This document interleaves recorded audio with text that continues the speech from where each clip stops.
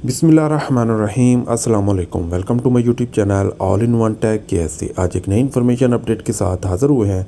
जो मेरे भाई भी सऊदी अरब में रहते हैं और नकल कफ़ाला करवाना चाहते हैं, ट्रांसफ़र करना चाहते हैं एक कंपनी से दूसरी कंपनी में, अपनी पुरानी कंपनी को छोड़ना चाहते हैं और नई कंपनी में वो उनको जॉब ऑफ़र आई हुई है, नई कंपनी में जाना चाहते हैं, तो वो क्या कंडीशंस हैं और वो कैसे जो है वो नकल कफ़ाला करवाएंगे। जैसा कि आपको पता है कि चंद अरसा से डिजिटल निज़ाम जो है वो सऊदी अरब में जो है वो आ चुका है कि अब आप नकल कफ़ाला करवाना चाहते हैं तो आपको एक डिजिटल निज़ाम के ज़रिए है जो है वो नकल कफ़ाला करवाना होगा।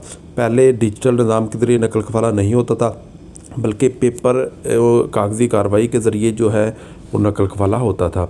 लेकिन अब नकल कफ़ाला के लिए आपको कीवा पे रजिस्ट्रेशन करना ज़रूरी है, कीवा पे अकाउंट बनाना ज़रूरी है। उस पर अकाउंट कैसे बनाना है उस पर मैंने ऑलरेडी वीडियो बना रखी है। इसी वीडियो के डिस्क्रिप्शन में मैं उसका लिंक भी दे दूँगा, वहाँ से जाकर भी आप देख सकते हैं कि आपने कीवा पे अकाउंट कैसे बनाना है।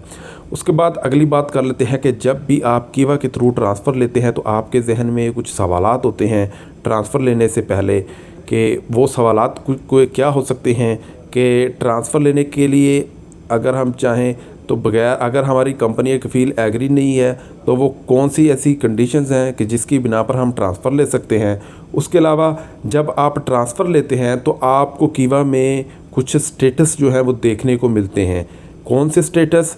आपको नोटिस पीरियड का एक स्टेटस देखने को मिलता है, pending for employ approval status देखने को मिलता है, उसके बाद pending for notice period completion देखने को मिलता है, और अगला जो है वो pending for current employer approval देखने को मिलता है। अब ये कौन कौन से स्टेटस हैं और उनको कैसे प्रोसेस से गुजरना है।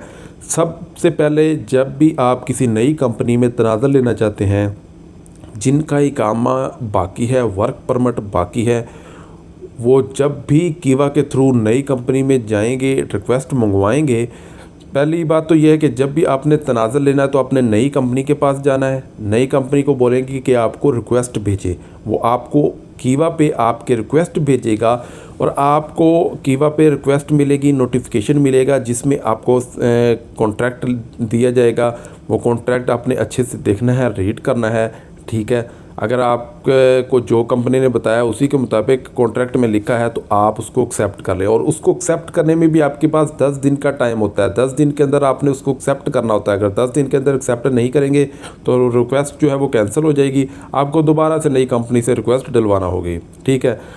रिक्वेस्ट जैसे ही एक्सेप्ट करेंगे, इसमें 2 कंडीशंस आपको देखने को मिलेगी।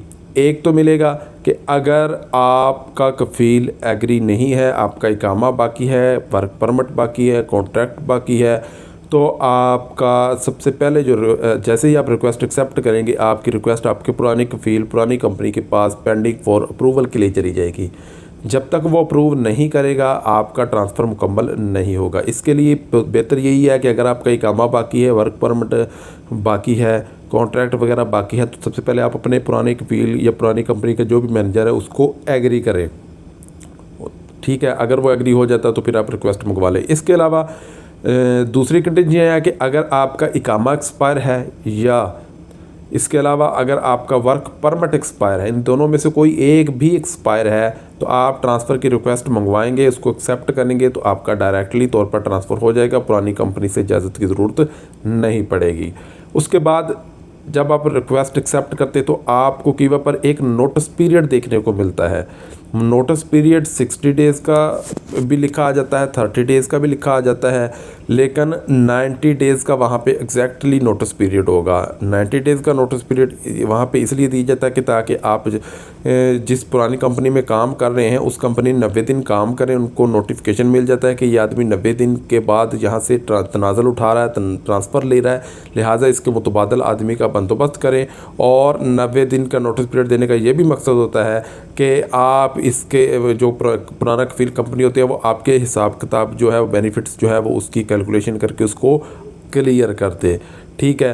तो 90 दिन के नोटिस पीरियड में आपने यही कोशिश करनी है कि आपने उसी पुरानी कंपनी पुराने कफ़ील के पास काम करना है, कहीं भागकर नहीं जाना या अपसेंट नहीं करनी। नहीं तो अगर आपके जो नोटिस पीरियड होता है उसमें अगर आप ऐसी गलतियां करते हैं, रूम में बैठ जाते हैं, तो आपका कफ़ील या कंपनी जो है वो पुरानी आपको हरूफ फाइनल एक्सेट वगैरह दे सकती है कि आदमी काम से भाग गया है।